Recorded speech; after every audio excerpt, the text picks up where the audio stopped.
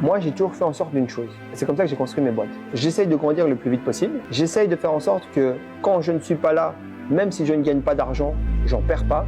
Mais par contre, je développe du chiffre d'affaires.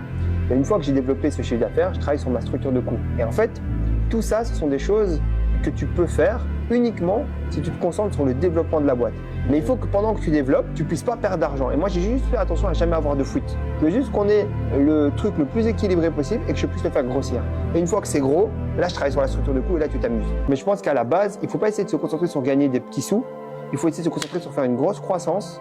Une fois que ta croissance est développée, tu travailles sur ta structure de coûts. Je suis forcément très aligné avec la vision de Marvin. Je pense qu'il faut lâcher les chevaux au démarrage d'une entreprise. Il faut faire le plus de chiffre d'affaires possible pour avoir un maximum de croissance, pour pouvoir réinvestir, pour pouvoir recruter du personnel auquel tu vas déléguer des tâches principales. Ces personnes-là, si elles sont compétentes, elles vont pouvoir prendre ton rôle, faire les tâches que tu faisais au démarrage pour que toi, tu puisses aller te focaliser sur des tâches à plus de valeur ajoutée, aller sélectionner des gros partenariats, aller lever des fonds. En fait, c'est ce qu'on est en train de vivre aujourd'hui, c'est que pendant 2 ans et demi, on a créé les fondations, un socle solide de chiffre d'affaires, de clients, d'influenceurs, une application mobile qui performe.